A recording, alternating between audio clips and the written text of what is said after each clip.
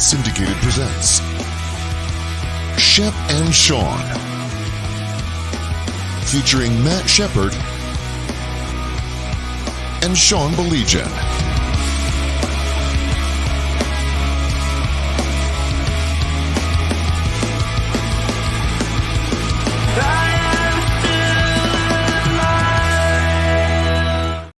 So what is up? Glad you could join us. It is Thursday afternoon. He's Shep. I'm Sean.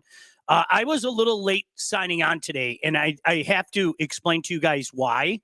And Shep, I think you will understand this, okay? I made myself the biggest money BLT in the history of mankind. How on earth can you deny the deliciousness and the nutrition that comes with just making a giant BLT and cheese sandwich? I'm telling you, it's outstanding. So I need to ask a few questions first. Yes. A, what kind of bread?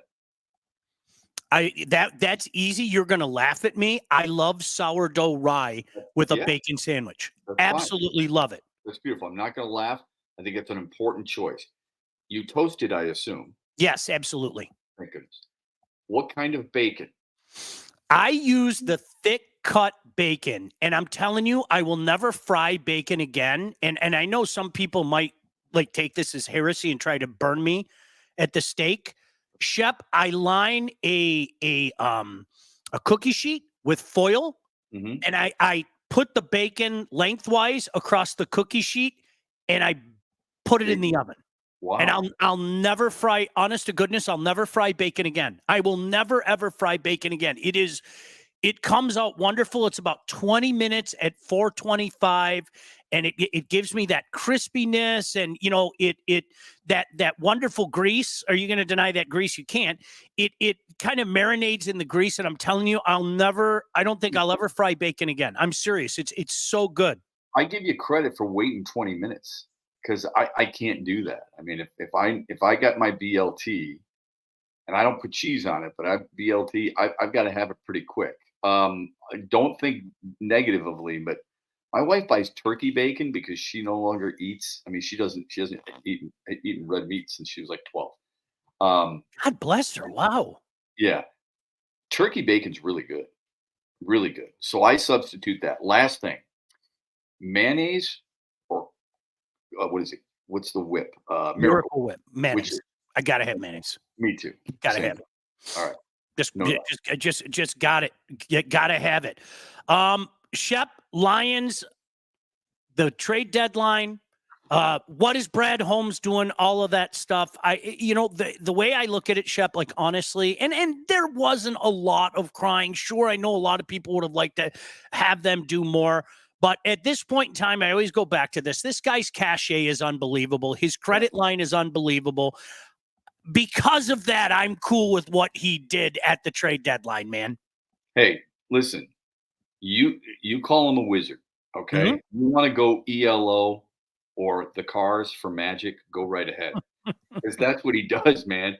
Sean, it's not just Za'Darius Smith and a seventh rounder, which, seventh rounders, special teams guys, usually, that's fine. He gives up a fifth and a sixth, but he gives them up in separate years. Right. I think that's exactly what you should hope for. I might have thought there might be another move, a secondary move. I'm fine with this. What I respect most about him is his ability to be patient. I don't necessarily hold that trait. I can be patient, but not as patient as him. How many people do you know? As soon as Hutchinson gets hurt, the immediate thought is trade for another big name. You got it. Because they just don't feel like picks are worth it. Now, I think you and I are on the same page when it comes to draft picks or prospects in baseball, if you will, prospects in hockey. You just don't know. Hi, Philip Zadina. All I'm just saying is when you've got a proven commodity like this, and Brad Holmes was willing to wait. He didn't quickly go into Josh Uche. He didn't go into he may have made some calls on Max Crosby. He may have made some calls on Trey Hendrickson, who I like a lot. But he's got a guy who's under a decent contract for next year if he wants him. And you got bookends for next year. And you've got a guy who knows what it's like to be a pro. He's going to help this team in more ways than just rushing the passer. I love what he's done. Now, Yep. he's got built-in cachet with you and me, so I don't think he can do a whole lot wrong. But damn, way to go, Brad Holmes. Yep. Salute to you. More on that in just a second. Tom says, good afternoon. Bacon in the oven is awesome. Tom, I'm glad to hear you say that. Guys, listen, fired in the oven. I know it probably goes against everything that we've been brought up to believe in. At how hot? 250? So I put it on 425. I put it on 425, and it takes about 25. Now, and everybody likes their different variety. I like the crispy bacon. I do. I like the crispy bacon. Fired in the oven, 425, 20 minutes. You'll thank me. I promise you. As Tom said, isn't Detroit only paying Za'Darius $600,000 for the rest of the season? Yes. Yeah. I mean, that's Shep. So he's got another year left on his deal if they so choose. I mean, 100%. A guy in the NFL and pay a certain amount of money, but next year I think his cap hit might be $9 million, something like that. But like I said, like for a 32-year-old, just a couple of years ago, he had double-digit sacks. Yep. This guy knows what he's doing. This guy's really, really good. This is a hell of a claim, I think, on the part of Brad Holmes. And I don't think they pick him up, Sean, unless he fits that proverbial culture. I know that gets overused sometimes. I think he's going to be great for this team. I think it's fantastic. Shep, and this goes back to something that we talked about last week. Is Detroit a destination for certain people? And the answer that I have to that is not the city so much, but circumstances. If you're a veteran player in the National Football League, how many times do you guys say, I want to get that ring? I got the bag. Now I want to get the ring. Okay. Right. Later in their life. Yeah. Hi. Well, hi, this is Detroit. We are clearly the best team in the NFC. Make no mistake about that. We are clearly the best team in the NFC. Okay. I'm not gazing into my crystal ball. That doesn't guarantee anything, but I really like the chances of coming out of the NFC. And quite frankly, if there's a team that could really give the Kansas City Chiefs a go, who I'm going to say it for the umpteenth time, if you watch them on Monday night, they're living right. They are. They're living right. Things happen for them. Calls happen for them. I was just going to say that. Yeah, they're living right. But if there's a team that can knock them off, it's the Detroit Lions. So I think Baltimore can knock them off. I think Buffalo can knock them off. But you're right. They deserve credit because they are the two-time defending world champs, and they're off to the undefeated start at 8-0, and no one else has done that. A lot of people tell me, yeah, but they're winning close games. Okay, so what? Yeah, okay, couldn't agree more. But I think Detroit has been the most consistent team in football. Look, even go back to the one loss. Go back to Tampa. Detroit outgained them by a ton, outrushed them by a ton, only committed 4 penalties. They played a really good game. They struggled in the red zone. They went 1 for 7, but they were still in the red zone 7 times. Tampa was in the red zone twice. So I think even that game, even though they lost, I think the better team, you and I talked about this with Michigan State. We thought Michigan State was the better team that day, but Michigan won. Better team doesn't always win. I thought Detroit was a better team against Tampa. Yep. I really like the way this team is consistent as they are, even though you and I both know they're going to stub their toe. And I think it happens on Sunday against Houston. But that's neither here nor there. Yeah. It could. Well, and you know what? Houston hasn't looked like Houston, especially. I remember watching the Minnesota game and just going, what happened? Yeah, they were so exciting last year. Yeah.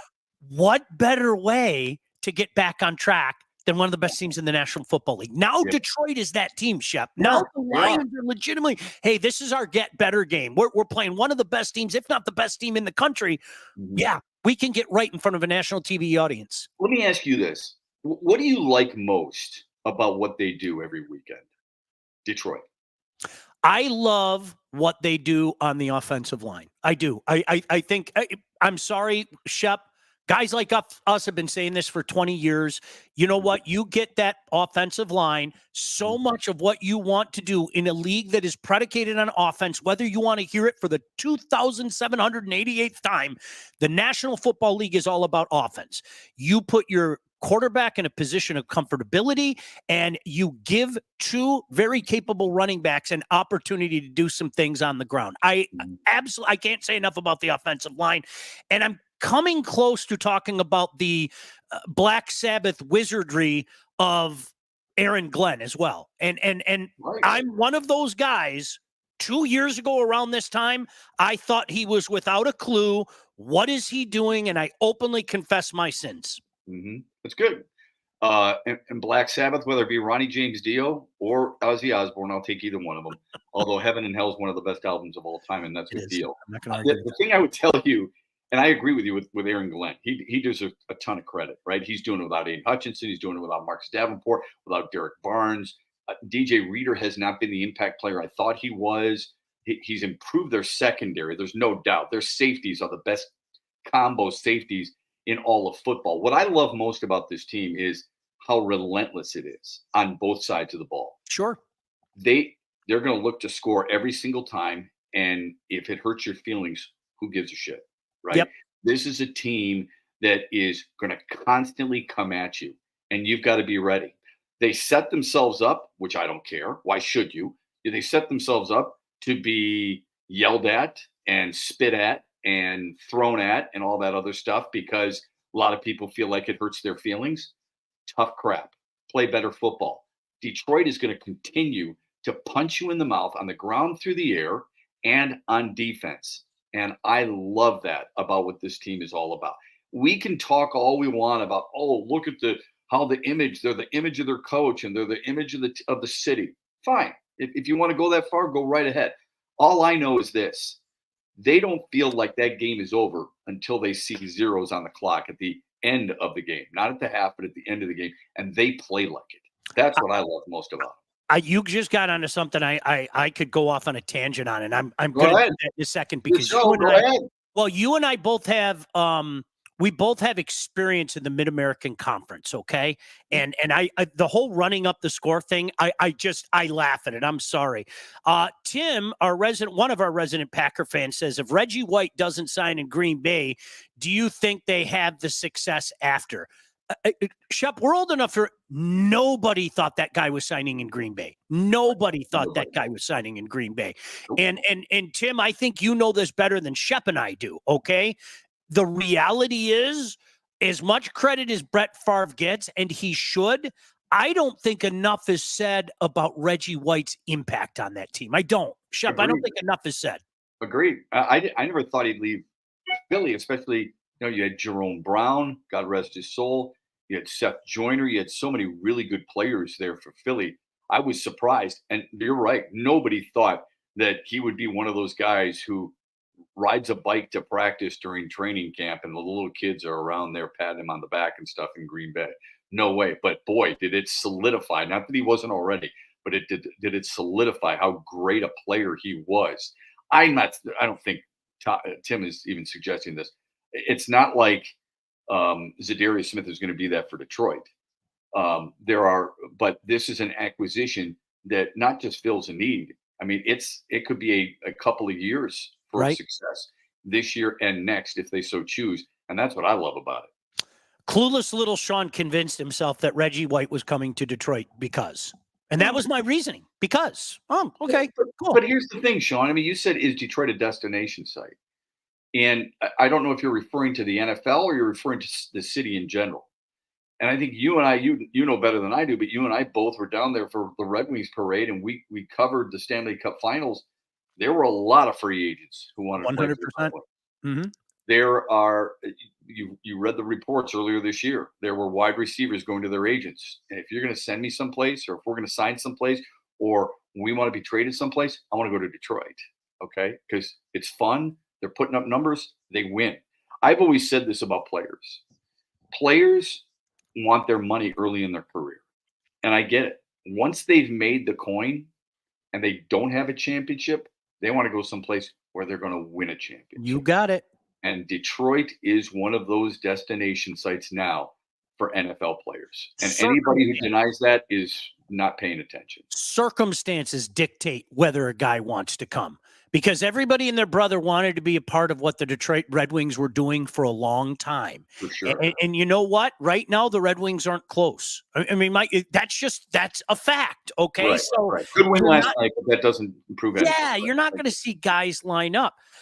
Shep, let me tell people about Lindsey Broadwell real quickly, and then I want to bring up to you the whole running up the score stuff, because I think it's just pure comedy when I hear people in the National Football League cry about it.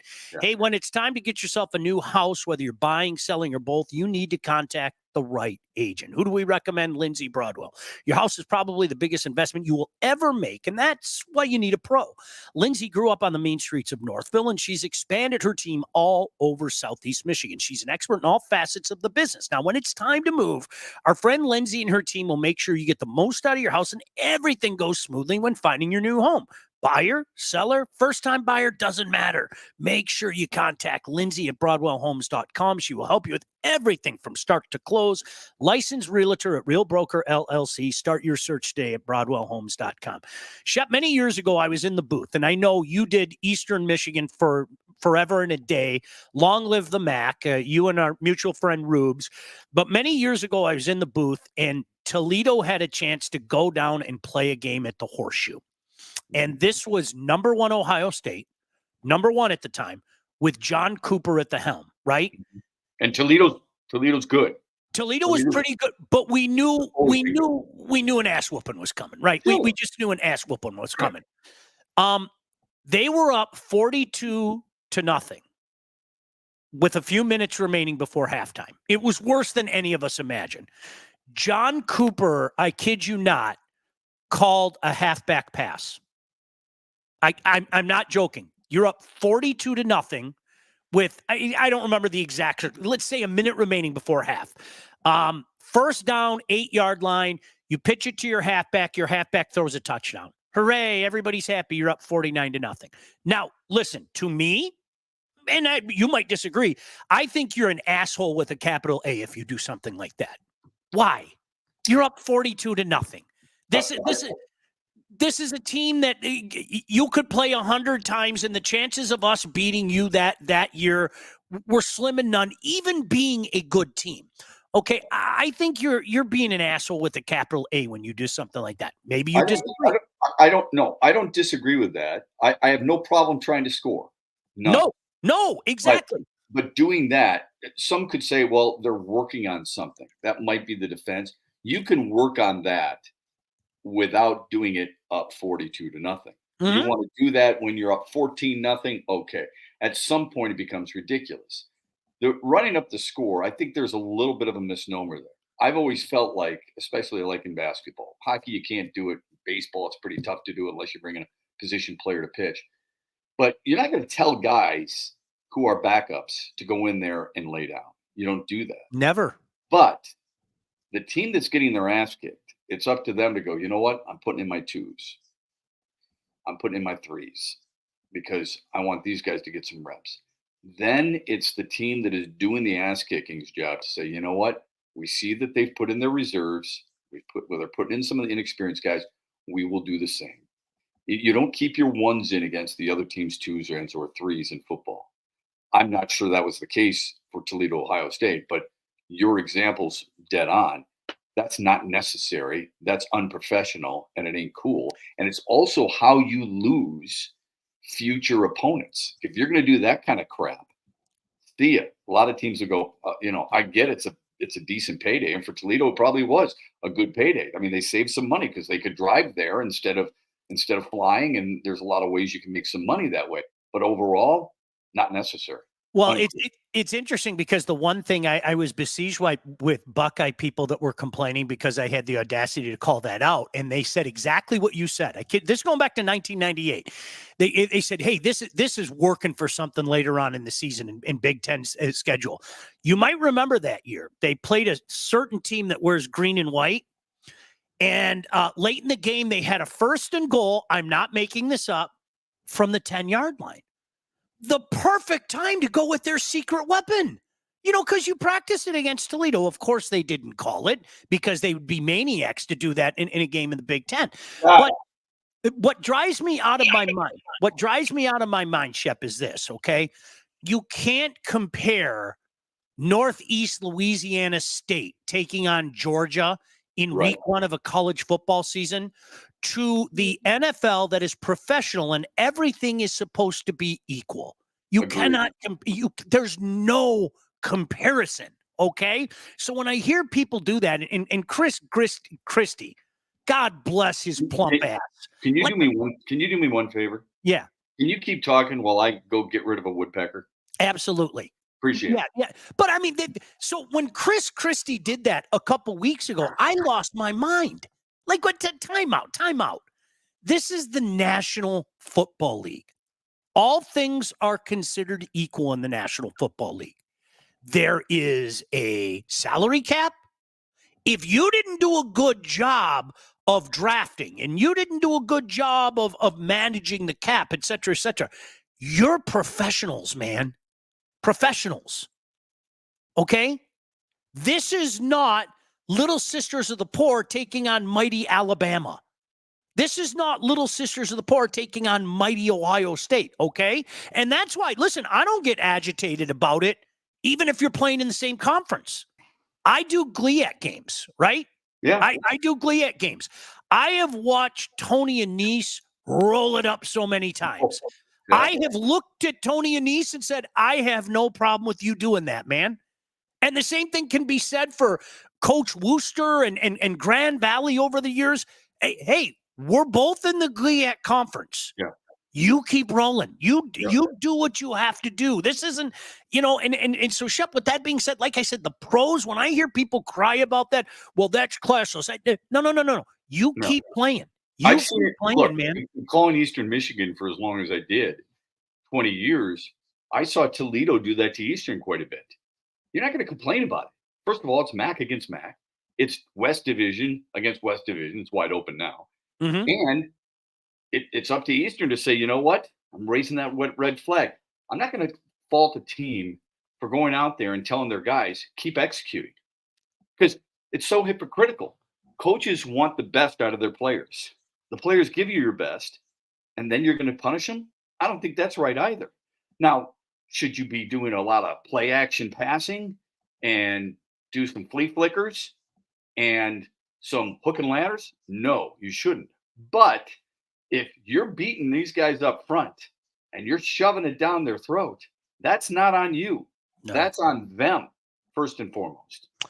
Tim said if you have run up the score or called timeout to save time to score again, and then the opposite team does it to you next year, I don't want to hear about it. Amen. Live by the sword, die by the sword. Man, yeah. Karma's amazing. Shep, do you remember years ago, and I know you're a proud Chip, didn't Florida and Spurrier beat Central Michigan? Wasn't it like 72-6? Yeah. And of course Spurrier. I don't even know if it was Spurrier. I'm not even sure it was Spurrier. It might have been after Spurrier. But I read they went for 2 like in the 50s too. And I'm just like, okay, now you're just trying to be an asshole. You're just now you're trying like hi, I'm an asshole. Watch me be an asshole. I mean, that's really what it comes down to. You're trying to humiliate your opponent. That's not necessary. No. Right? You want to do that to Miami or Florida State? I get it. Right. You're doing it to an undermanned, less talented mid-major program who you invited to your building and you knew you were going to win. They probably knew you were going to win because it's, this isn't the NCAA. Okay. This isn't the field of 64 where you're in deep trouble and you're in the 50s and you're doing that kind of crap. Sorry. Uncool. Yep. Right. One of my favorite quotes, and I used to love the old Big 8, Shep. You and I grew up with it. People don't know. I am hip. Yeah. Right. I used to love the Barry Switzer quote, hang half 100 on him. What a great, you know what we're going to do? We're playing Texas this weekend. We're going to hang half 100 on them. Yeah. It's Texas. It's not like you're playing New Mexico Tech of the Alamo or something. Right. It's Texas. Or Woody Hayes. What was Woody Hayes against Michigan? Why'd you go for 2? Because I couldn't go for 3. Right. Is that what it was? Right. Yeah. It's great.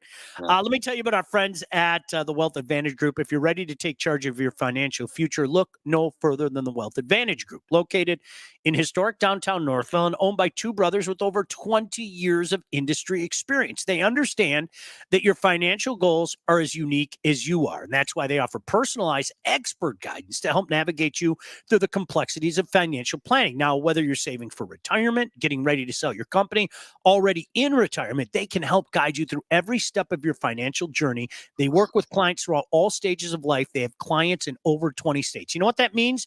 If you're watching us on the west side, if you're watching us up north, it doesn't matter. These guys can help you as they've helped me and my family. The investment world is a complex one. So if you're ready to start taking your finances more seriously, it might be time to work with the experts. Reach out to my friends at the Wealth Advantage Group at 248-773-8574 or visit their website at www.thewealthadv.com. One of my buddies just brought it up to me, Shep. Like, honestly, he's watching and he texted me and he said, how about Michigan State last year? I thought Jim Harbaugh had mercy last year, truth be told.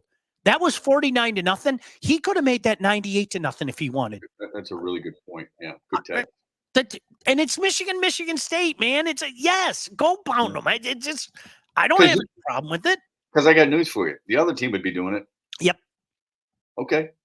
Absolutely. I'm cool with that. Hey, speaking of cool, all right. I think Cam Talbot looked pretty damn good last night. I did too. And I know Chicago's not that great, Sean. 28 saves. He's 4-1-1 with a sub-3 goals against and a save percentage of about 91.5 or so.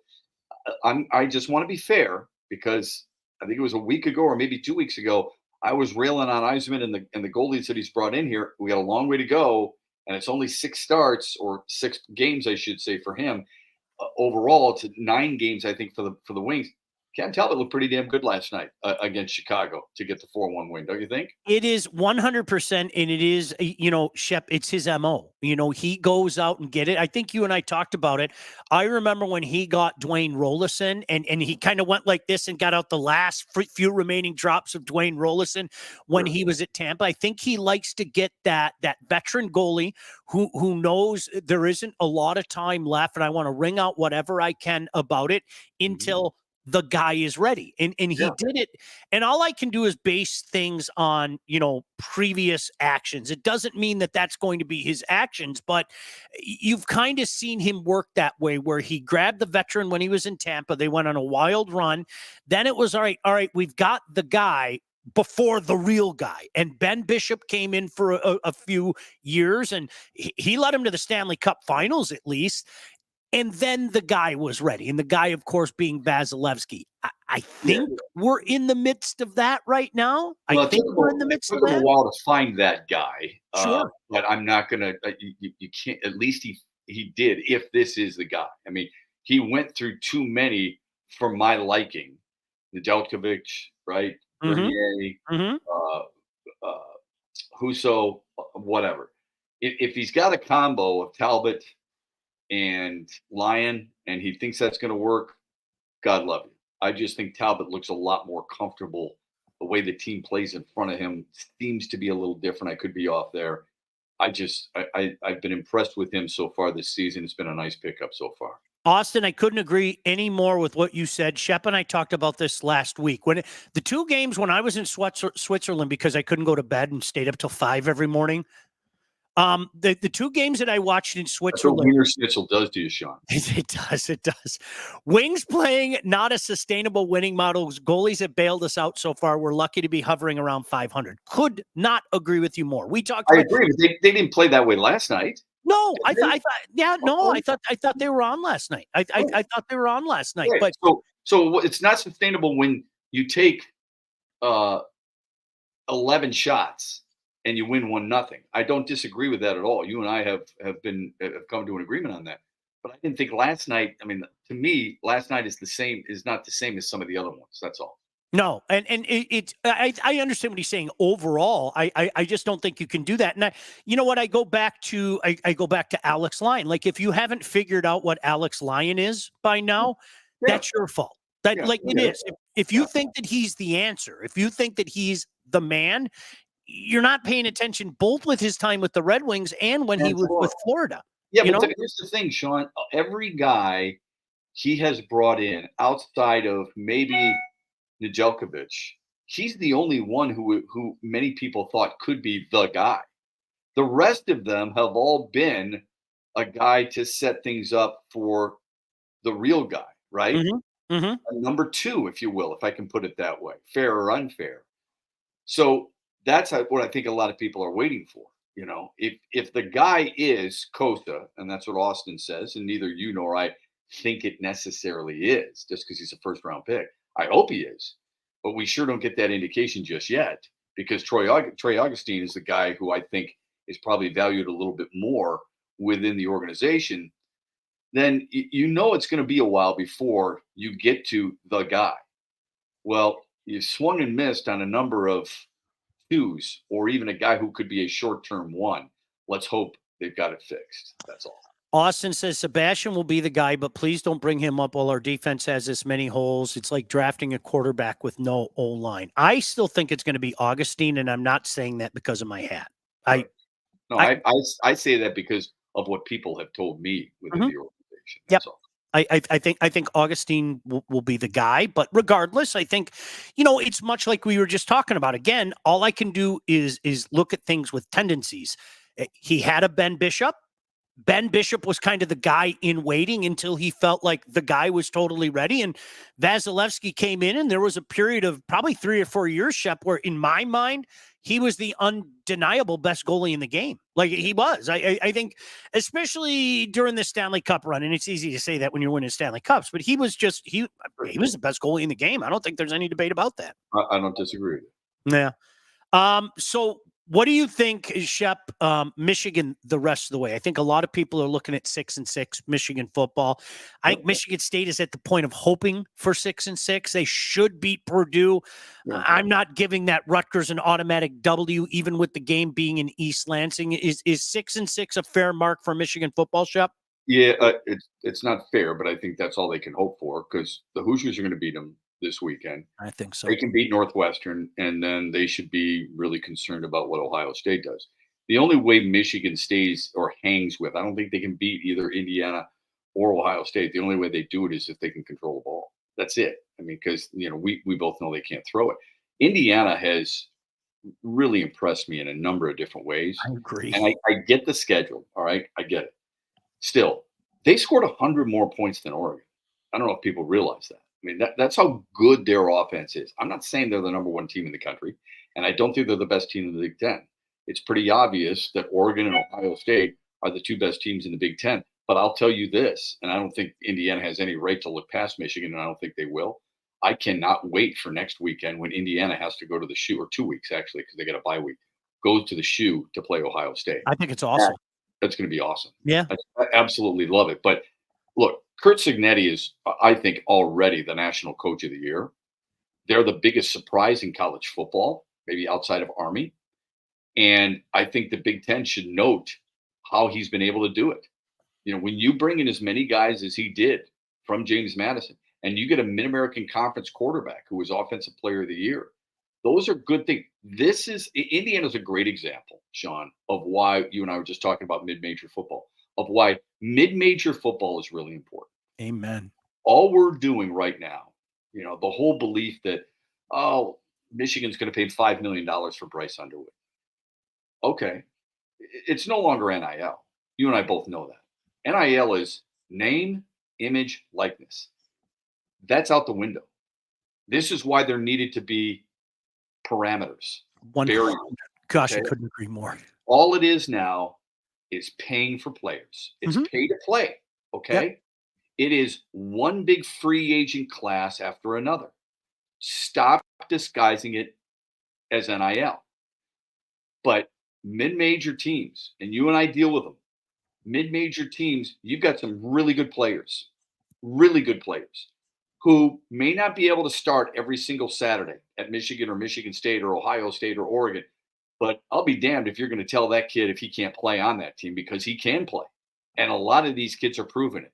Indiana's a pretty good team that you should probably want to root for if you like mid-major programs like you and I appreciate. I think it's great. I love the storylines this year, and I'll throw SMU in there. I'm telling you, Shep, SMU might be a playoff team. I mean, that's the crazy thing, when you mention Army and Indiana, I mean, I think it would be a catastrophic upset if they aren't a playoff team now. I mean, Agreed. that's how crazy things are. So I think it's great for the sport. I do. I really do. Let me tell you about Legacy before we get out of here. Did you know that thousands of Metro Detroiters have already called Legacy Partners to get help with their home and auto insurance? Our friends at Legacy are one of Southeast Michigan's top independent insurance agents. They provide a full service, one-stop solution for all of your insurance needs, personal and business, large and small. Legacy has helped our listeners by fixing mistakes other agents have made, asking the right questions to get the right coverage put in place to properly protect you. And yeah, oh, by the way, save you some money. Don't we all want to do a little bit of that right now? Chances are, if you haven't checked your policies in the last year, you're probably paying too much and you could be underinsured. What are you waiting for? Give my guys a call. It's Joe, it's Alex, it's Dave. It's a great staff. Legacy Partners can help you with your home, your cars, life insurance, Medicare enrollment, or your business insurance needs. Call them today at 586-209-4106 or visit legacypartnersins.com to get started with your new quotes. Austin said the transfer portal and NIL stuff is going to create a lot of Indiana-type flash in the pans going forward. Overall, it's going to look like Euro soccer with the same teams there every year. I do have to wonder who is going to be the first school to have a, quote, GM-type person, since they all appear to still be working out the management structure in the new college football era. That's great, Austin. That is a great take. The GM, the line about the GM is perfect. Somebody's going to do it.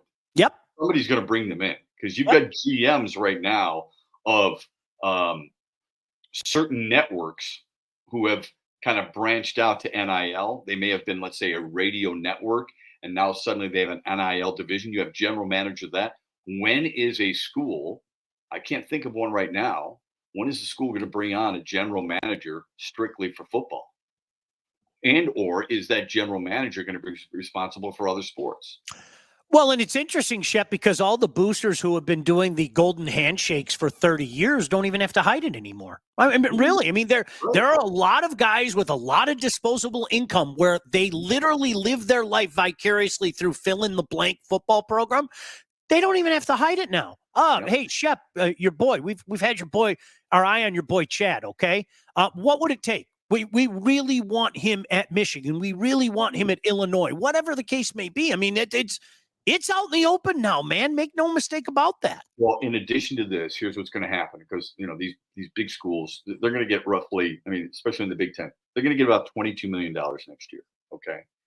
So the $22 million is divvied up every school in the conference based on broadcast rights and all these other things. All right. So everyone's going to get $22 million.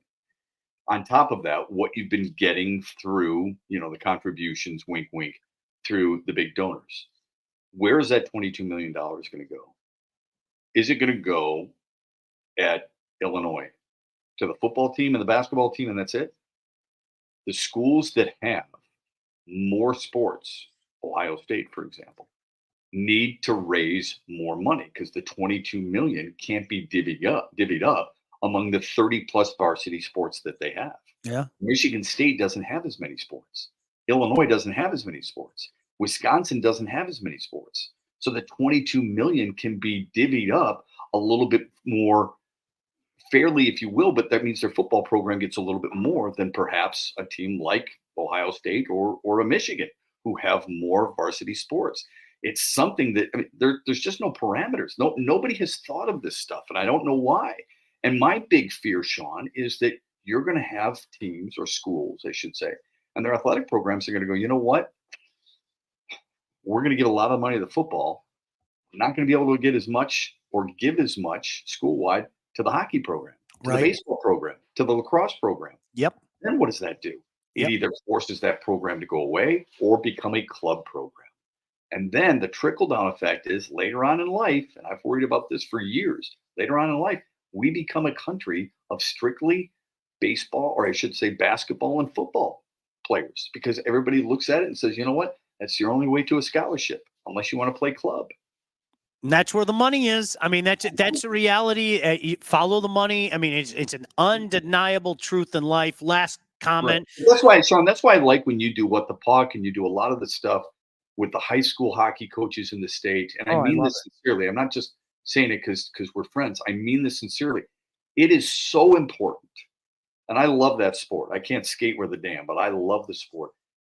It is so important to have your kids experience different sports and gravitate toward the one that you enjoy the most. Too many moms and dads get in the way because they think there's a scholarship waiting.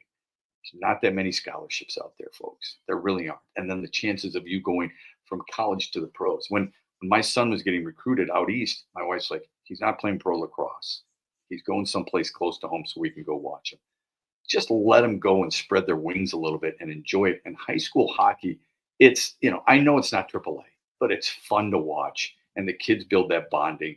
And I hope they keep playing it for the rest of their lives. We're moving kids on now. When I say we, I have no problem including myself in that group. We're moving kids on to places that they were not moving on to even 10 years ago. I mean, so watching kids go from, I'll give you an example. A kid played for the state champion Catholic Central team last year and went straight to the Peterborough Petes. Yeah. That's unheard of. It doesn't happen. It doesn't, but you're seeing this happen, and kids move to the NAL, the North American League, and to the USHL. And then it might be a couple years, but on to a lot of Division I places. And I think it's fantastic. I just hope they play. I wish Michigan would change their rules a little bit where you could do both your travel team and your high school team.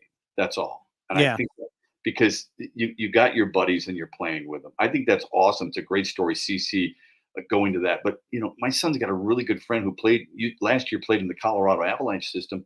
Sean, he couldn't play high school hockey. He couldn't because it conflicted with all the other stuff. So he had to move away and go someplace else and play in the North American Hockey League. I mean, it's really too bad that the state doesn't see that. But I just want to give you a shout out for that because it's really cool. No, appreciate it. A couple of last comments before we get out of here, and I got to tell you all about catering anyway. Consolidated NIL fund for boosters and fans, checking out who to get in the transfer portal to fill roster holes. These are not things ADs are doing in mass. Whoever does it first is going to have a leg up. Schools like Michigan, Texas, they'll be fine. If I'm a Spartan or pick a school, let's say Georgia Tech fan or something, I would be screaming from the rooftops to get it together and be a pioneer in the new model. Forward thinking counts, Austin. There's no good doubt. Work, Austin. Really good work. I love your mindset there. Tom Gretzky played baseball as a kid, big lacrosse guy as well. Yeah, Gretzky played baseball as a kid. I remember Red Berenson told me when hockey season was over, when he was a kid, not a long time ago, they hung up their skates and they grabbed their baseball gloves. Yep. And it sure didn't hurt them. That's not the way it is anymore, unfortunately. Whether you think it's right or wrong, that's not the way it is anymore, number one. And number two, we both know a lot of this is pushed on by parents because 100%. They think their kids are all going to be the next Wayne Gretzky. I think you know this guy as well as I do. Greg Steffen played baseball in Brantford with the Gretzkys, and he told me point blank. He said Wayne was phenomenal. He said he was a great lacrosse player. He's a great baseball player, and somehow that doesn't surprise me. Didn't he learn? Correct me if I'm wrong here. His patented move from behind the net in hockey, Wayne Gretzky. Did he not learn that from playing X in lacrosse? I think that's what it was. I think it was playing box. Yeah. That's the X. That's the X. Yep. That's exactly it. His office. Hey, All About Catering LLC is a full-service caterer. Graduations, weddings, bridal showers, corporate events. You want to have a big blowout for a college weekend? Go right ahead. Anything you need catering for, from 25 to 4,000 people. All About Catering can and will take care of you. Customer service and satisfaction is their number one goal. So don't sweat your next big event. Just go to allaboutcateringllc.com today to see their menus and all their 5-star reviews, or give them a call, 586-731-1398 to get your event started. Tell Rick and the gang we said hello. Shep, you got anything going on this week? Anything you want to pimp before we get out of here? I don't think so. No, nothing going on. I had a great time last weekend at MSU. Going to parents' weekend, it was phenomenal. Loved every second. Yeah, we did too. I mean, other than the game, it was about mid-third quarter where I was like, "You want to go take a walk around the beautiful campus?" Because Dad doesn't want to be in the stadium right now. Well, listen, by the time you walk around that campus, the game could be over because it's such a big campus. It's gorgeous, but it's so. Absolutely. God, I feel spent by the time I get back. You know what I'm saying? Ooh. Yep. All right, Shep, have a great weekend. Todd, thank you as well. Thank you guys for watching. We'll talk to you soon. Peace. Thanks, Todd. Yep. Shep and Sean. featuring Matt Shepard and Sean Belegian. Executive produced by Sean Belegian and Todd Losey. Theme song, incidental music, and related sound effects are from Still Alive by Anti-Ghost.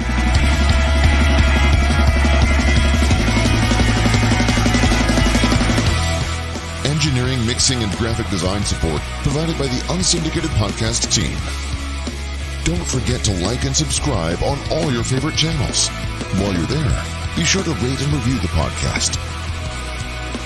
Call the Unsyndicated hotline at 248-237-3257.